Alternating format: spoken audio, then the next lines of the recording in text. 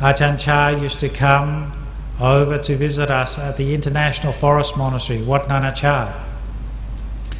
And he would go down the line of monks and he would ask the senior monk, "How are you today?" And the monk would say, "I'm fine." And he would say, "That's uncertain." And then he would go to the next monk and say, "How are you today?" And he would say, "I'm so-so." And he'd say, "That's uncertain." Then he'd go to the monk down the end of the line and he'd say, "How are you today?" And he'd say, "I'm really suffering, Ajahn Chah. It's too hot, it's unpleasant, the mosquitoes are too many, I can't eat the food." And he'd say, "That too is uncertain." He would go down the line of 20 monks and it was only 2 or 3 words he would say, "That's uncertain, that's uncertain, that's uncertain." This idea of "this too will change" points to this fundamental realization of the Buddha. The ultimate truth of reality, which doesn't change, is that everything changes. So when you know, not just intellectually, understand completely that everything changes, then you can let go of the world. And then you can see the problems of life as they really are. Don't have to attach to them. When you know that this condition, this experience will change, then you can let go of it. Not attaching to it to be the way you want or not be the way that you want. Allow it to be as it is according to reality. And this ability to point out that everything is uncertain is a theme that would go through his teachings. One monk had had a motorbike accident before he became a monk, and then came to the monastery, and there was lots of sitting and walking meditation, and his knees became inflamed again, and it got so bad that he had to sit on a chair. And it was getting very painful and very difficult for him to do the chanting, to sit cross-legged, to have the meal, because most of that was done on the floor and there were very few chairs in the monastery. And he went to Ajahn Chah and said, "I'm having all this problem, this suffering, because of my knees." And then he said, "It's not meant to be this way." And Ajahn Chah said, "If it's not meant to be this way, it wouldn't be this way."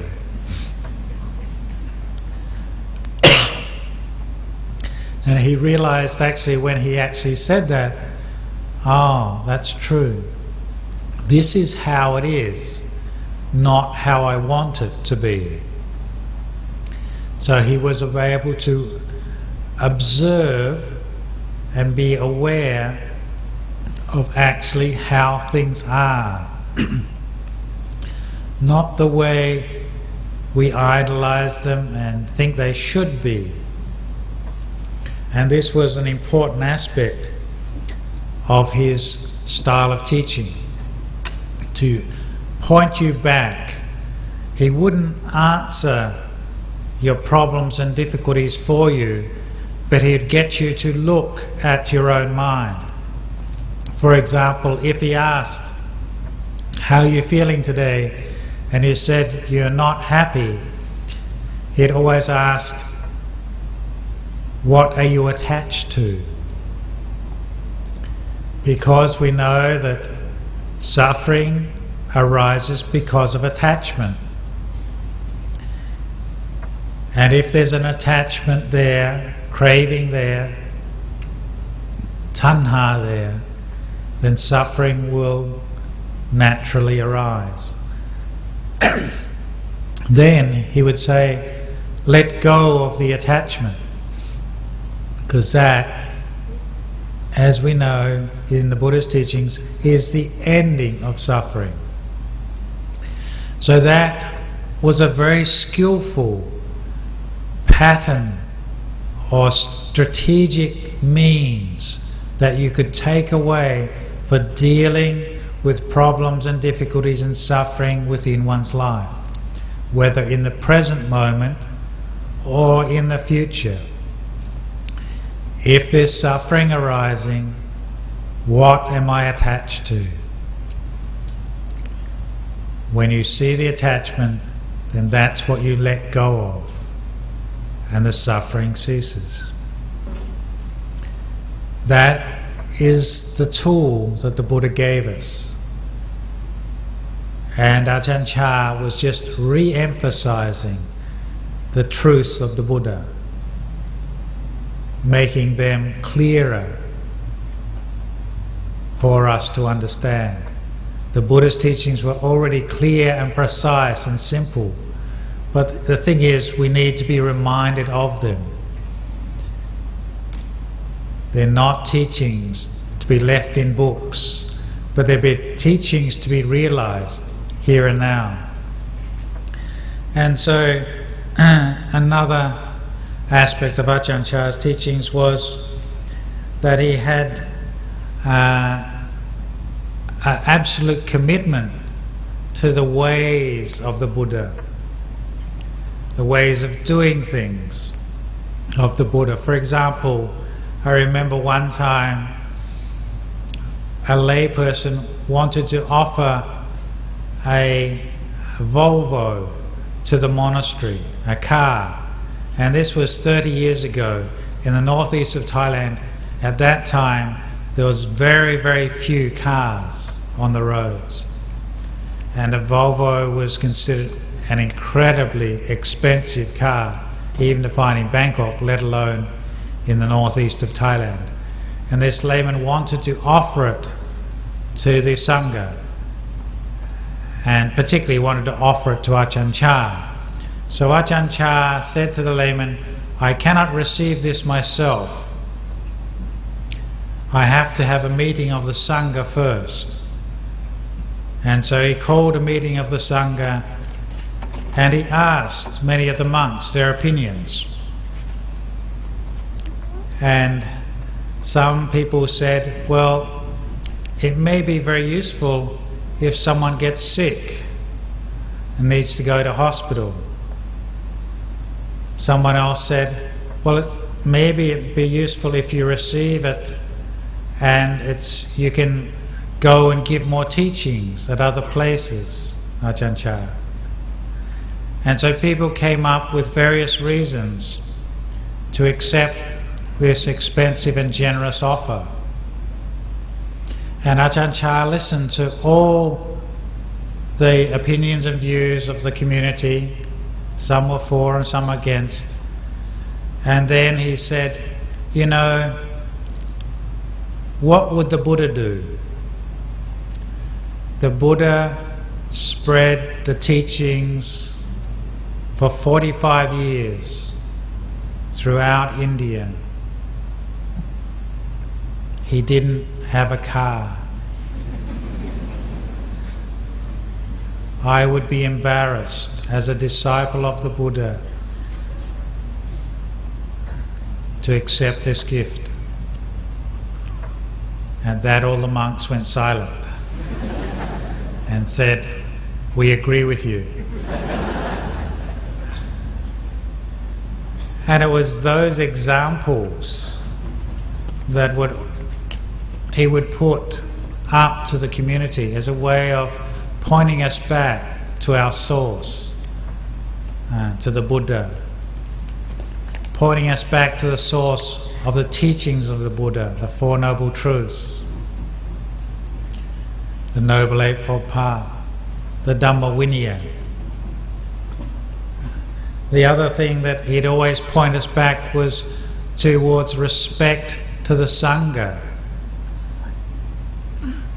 Ajahn Chah had immense respect for the Sangha, and that was highlighted many, many times, but one time very clearly when he became sick.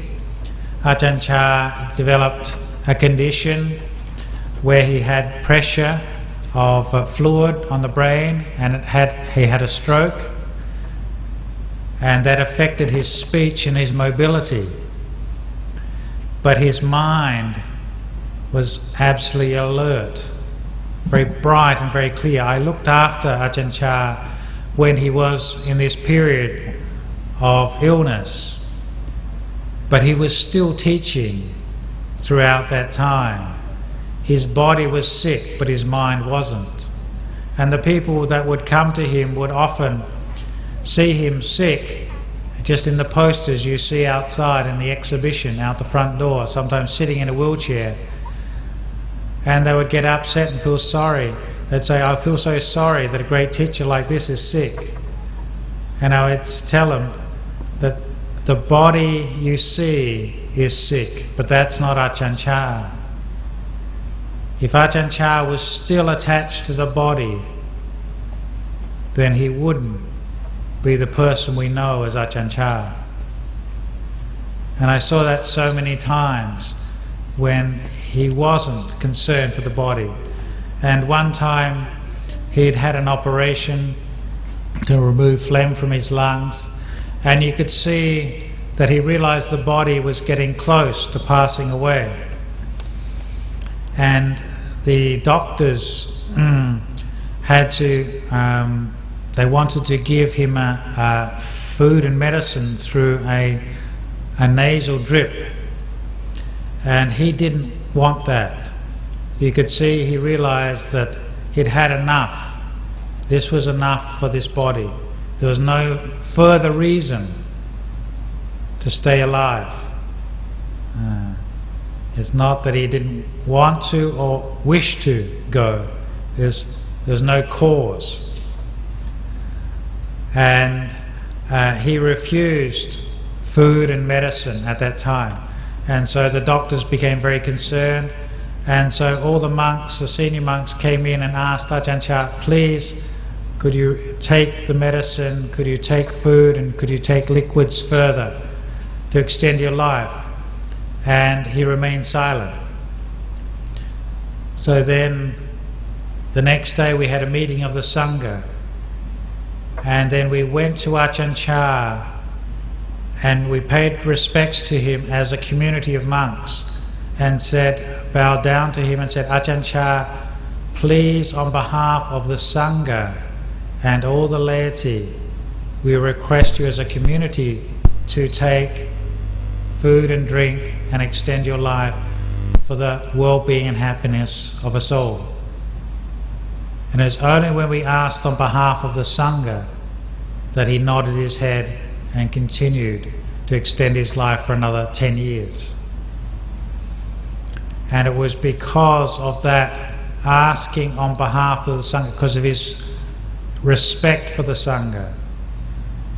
And that, I thought, pointed back to the example in the Buddha's life, where Venerable Ananda's mind was overcome by Mara, and he forgot or didn't ask because he was confused and overcome with sadness that the Buddha was going to pass away. Because there wasn't a cause, then the Buddha could not extend his life out of desire. There has to be a cause. In this particular case, the Buddha, Ajahn Chah would never compare himself to the Buddha, but in this case, the cause had to come from the Sangha, not just his own wish. And it was those examples that set up the standards in our tradition for always respecting the Sangha. And the other aspect of Ajahn Chah's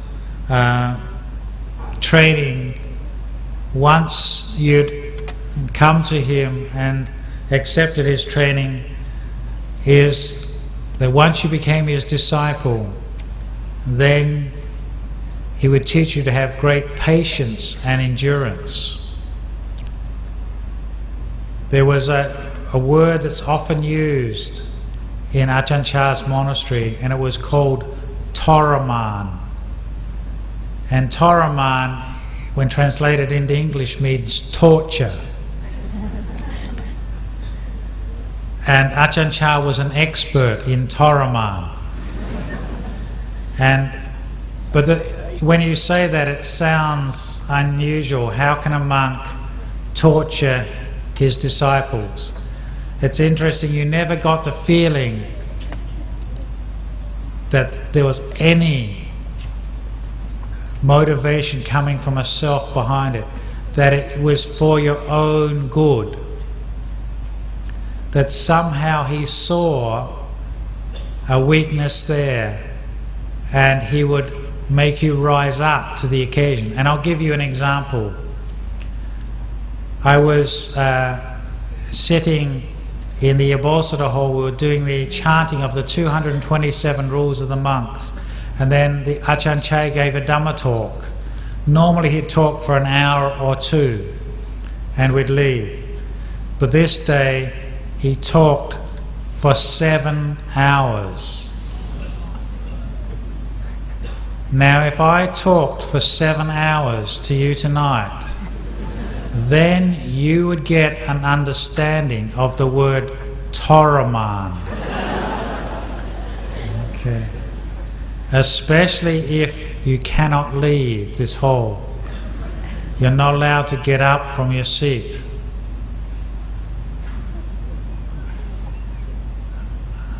After 1 hour it's inspiring. After 2 hours it's getting boring. After 3 hours it's definitely getting on the level of Toraman. And it's very interesting, as he was giving this talk, it was very high Dhamma. And he would then sometimes, I remember after 5 hours, my knees were screaming. And I was looking for a way out, but he couldn't leave. And I remember him looking around, and he looked straight at me and he said, "Are you suffering?" And I thought that was obvious. And then he said, "You have to find a way out of suffering in the mind. Don't run away from the suffering." Because the Buddha's teaching of the First Noble Truth is to understand and know and comprehend and transcend suffering. And so it was by pointing you back, and when he pointed me back to the mind, then you could see that yes, he was actually giving you the opportunity.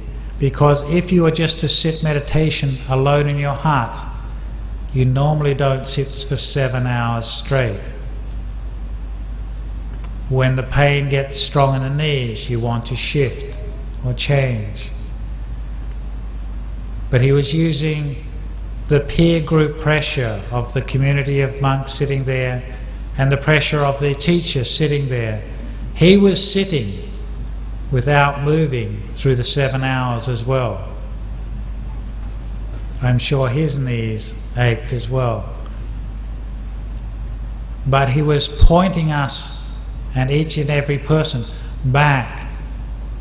Dukkha needs to be comprehended, investigated and understood and transcended through that understanding, not through running away.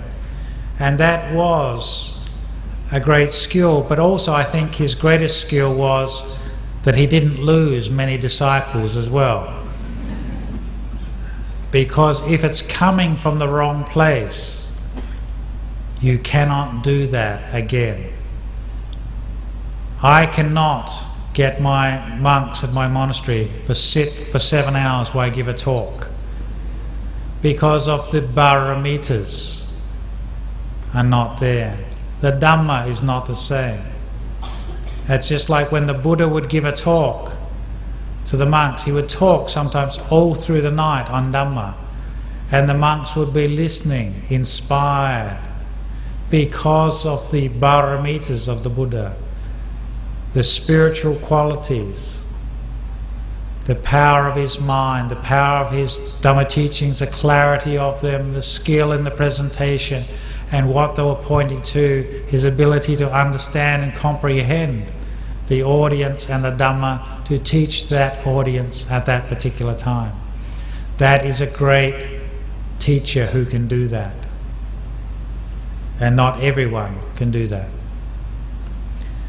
The other quality of Ajahn Chah's in terms of his Dhamma teachings was his teaching of how to let go of suffering.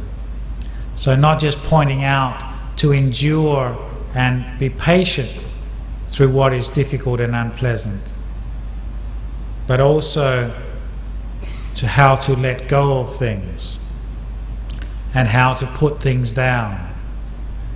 And one of the monks was telling me that he went with a walk through with Ajahn Chah, and as they were walking through the forest, there was a big branch laying on the path, and Ajahn Chah got him to pick one end of the branch up, and Ajahn Chah picked the other. And as they picked it up, it was very heavy. And Ajahn Chah said, "Is it heavy?" And he said, "Yes." And then they threw it off into the forest and then said, "Now is it heavy?" And he said, "No." And he said, "So too, if your mind lets go of everything, it will be light." So he would say that if you let go of your attachments a little, you obtain a little peace. If you let go of your attachments a lot, you experience a lot of peace. If you let go of your attachments completely, you experience complete peace. And I want to maybe give you an example of his ability to teach, and this was a personal example. The first year after I became a monk in 1980, I spent the rains retreat with Ajahn Chah, and he had 70 monks staying in the monastery, and about 50 nuns, and many lay people coming in huge numbers to see him. And one day I went on alms round, and on the way back I was walking back with another monk who was again newly ordained. And on the way back, this monk started to find fault with the other monks in the monastery. This monk wasn't doing what he liked, and this monk didn't say what he wanted, and he was complaining. And I remember thinking, I didn't want to hear complaints about other good monks. And so I walked off ahead. But I kept on thinking, he shouldn't complain about other good monks. Why is he complaining about other good monks? And I started complaining about him. And as I was thinking, he shouldn't do that, he shouldn't think that, I walked into the monastery and I had my head down thinking and carrying on this conversation that had ended 10 minutes ago. And then I heard someone say in clear English, "Good morning." And I looked up, and Ajahn Chah was standing a metre away from me with a big radiant smile on his face. And it was the first time I'd ever heard him speak English. It was he could only speak 2 phrases of English. The first one was "good morning," and the other one was, "Do you want a cup of tea?" Because he went to England twice, and everyone was always asking him, "Do you want a cup of tea?" And he said it's very easy to remember because it's like in the Pali chanting when the monks give the blessing, "Upakapati." Do you want a cup of tea? And so he always remembered that. And so this was his chance to practice his English on me. He said, "Good morning." And I remember putting my hands in Anjali and smiling and responding, "Good morning Ajahn Chah, good morning Lumpur." We called him Venerable Father. "Good morning Lumpur, Venerable Father." And he smiled, and of course my mood changed. I'd completely forgotten what this monk had said. Went back, we had the meal. That day I did sitting and walking meditation at my hut, and in the evening I decided to go and visit him because I had learnt as a layman shiatsu, how to do pressure massage, and every now and then I would go to his hut and give him a foot massage, and he found that that was useful. So this day I decided, Ajahn Chah had said good morning to me, I'd go over and give him a foot massage. I went to his hut, and at that time there was about 10 or 15 monks sitting, talking on Dhamma to him and listening to him explain aspects of Dhamma. And he was sitting on a chair like this, a bamboo chair. And so I sat down in front of him on the floor, and he had his legs down, and I started massaging his feet, and he was chatting to the monks. And then they rang the bell.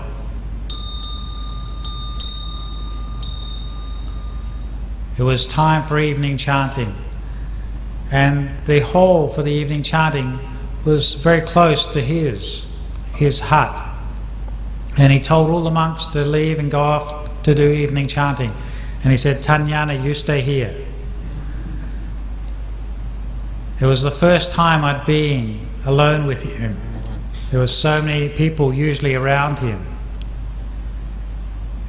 and we didn't have any candles lit. It was dark, but the moon was coming up, and it was one of those beautiful nights when temperature was just right.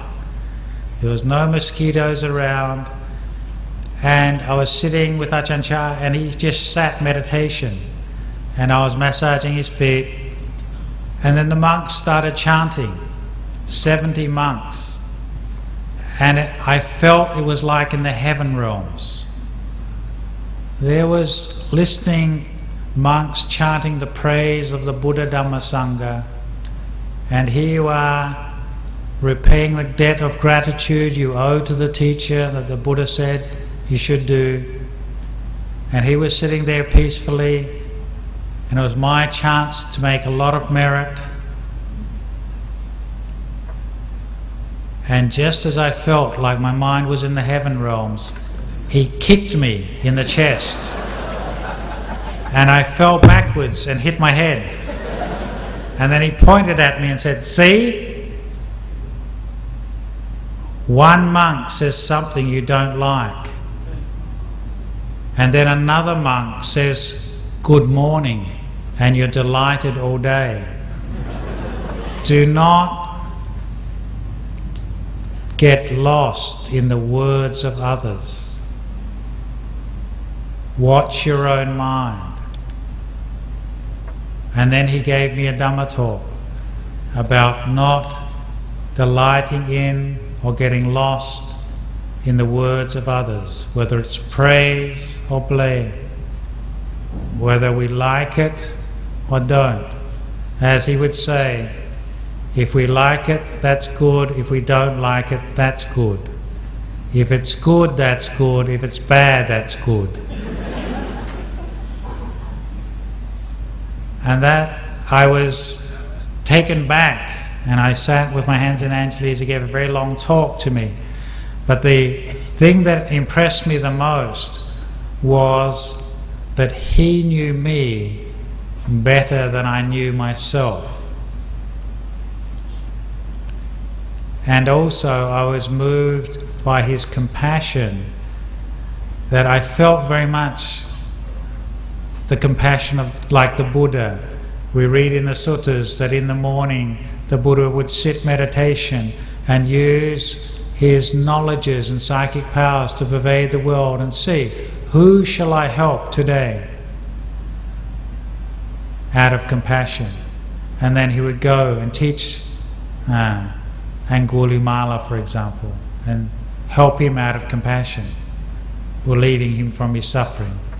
I felt very much that of all the monks in the monastery, Ajahn Chah had decided he saw me walking in the monastery with my head down, thinking about what this monk said, and realized he's in hell. So he said good morning to take me up to heaven. But he realized you cannot teach somebody in heaven. You have to kick them down to the earth. And then when they're on the earth, then you can teach them not to get lost in the words of another. And he also knew that this monk is very stubborn. If he had just told me everything is impermanent, unsatisfactory, not self, I would have forgotten that years ago. But because he kicked me, I always remember that. And I can offer that as a teaching to you. This is not just me he's kicked. Remember that yourself. When people praise you, or blame you, or people say things that you agree with or disagree with, like or dislike, do not get lost in the words of others. Maintain your mindfulness and awareness of yourself. And so I'd like to give this as an example of Ajahn Chah pointing out for us to develop self-awareness and abandon our suffering. And when we do that, then we're coming back to the core teachings of the Buddha. And so today, on this special occasion, we have gathered here, and I'm so delighted to see so many people, so many good bhikkhus and good nuns and lay people who, some of you have heard of Ajahn Chah, some of you have not, are recognizing somebody who doesn't want to be recognized for himself. Ajahn Chah never wanted a personality cult around him. He always wanted us to look to the Buddha Dhamma and to look to the teachings of the Buddha as a way of liberation. To always focus on those fundamental teachings of the Buddha and to apply them and practice them in our own lives, and then we can find the freedom of suffering. So I'd like to end the talk this evening on this point. Sadhu, sadhu, sadhu.